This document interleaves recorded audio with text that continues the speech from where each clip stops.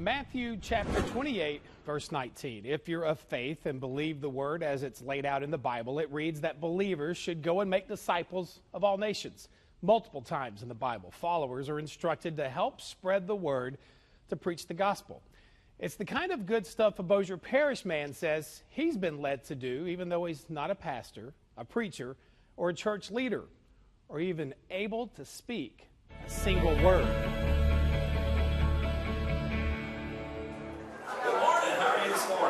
Every Sunday morning at 10:45, dozens gather inside First Baptist Church of Benton to listen to the message delivered by Pastor Robert Beadle. But for this weekly service, Brother Robert's seat for the next hour is in a church pew, right alongside the usual church choir. It's really a beautiful story that only God could make. But everybody needs to be ready to go when it's time to move it. Here we go. A story that began long before the fill-in choir first began rehearsals in the weeks leading up to this special Sunday service. A story still writing chapters of its own by a man preparing to hand-deliver inspiration to an entire congregation. Yeah, of course, normally I'm going to feel a little bit nervous, yes, because, this is going to be my first time, in front of a big audience. 33-year-old Cody Campbell can't speak. He can't hear a single word or sound. I'm very happy being deaf. Never has been able since birth. It's just part of my identity.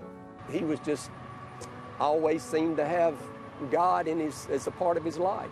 Cody's dad, Jim, says his son's path to the sanctuary podium seemed to reveal its first rather subtle hint. He was about 3, and we had built a new home. Back when Cody was using those mischief little hands for more than just signing. I about freaked out, actually. One night I went in and he'd put 3 big crosses there on the wall, and I thought, wow.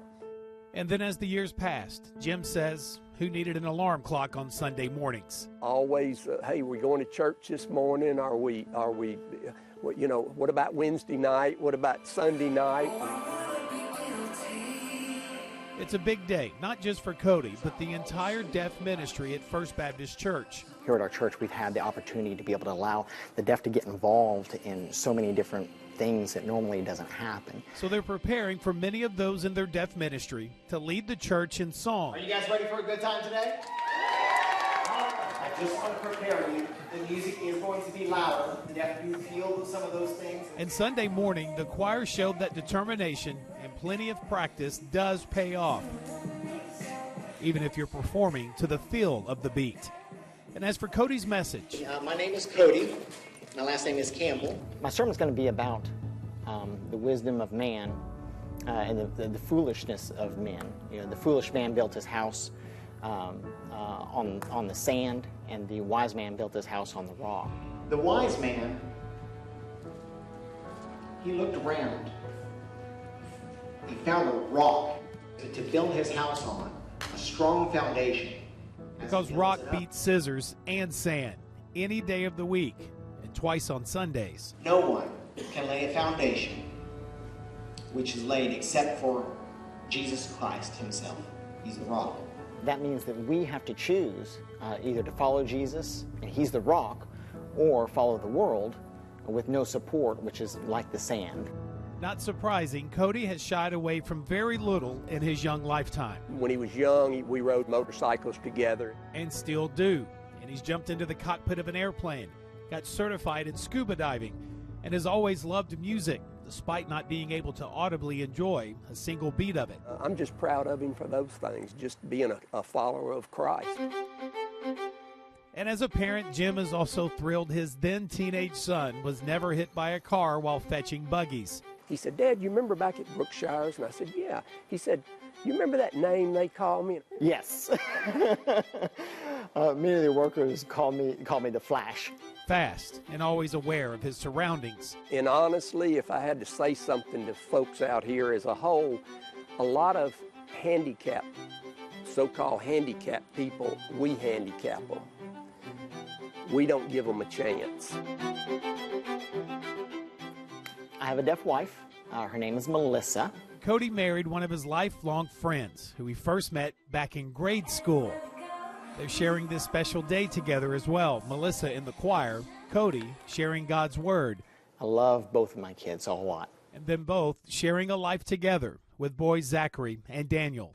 That rock was Jesus Christ. His sermon was about as rock solid as the foundation he was preaching about, and he did it.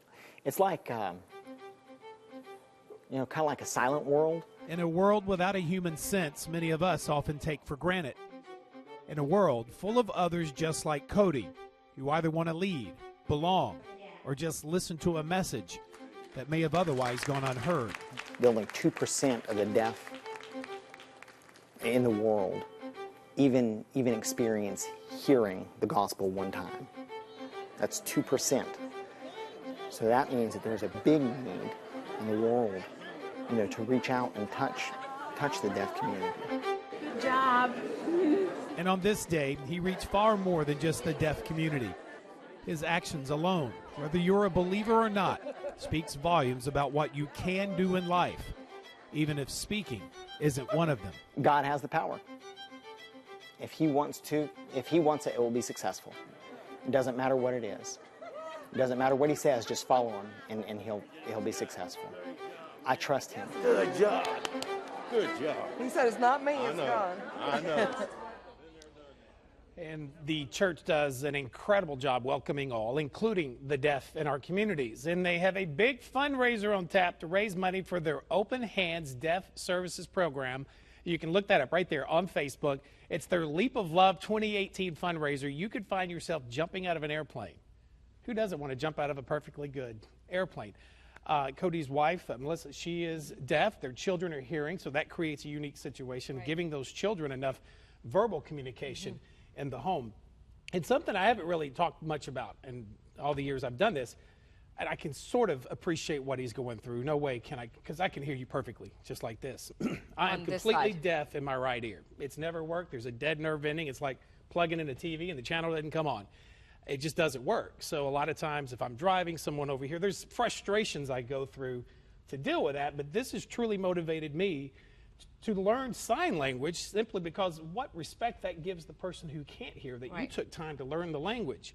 The Deaf Action Center, give them a call. They actually have a sign language 101 class where you can go in there and actually learn how to sign.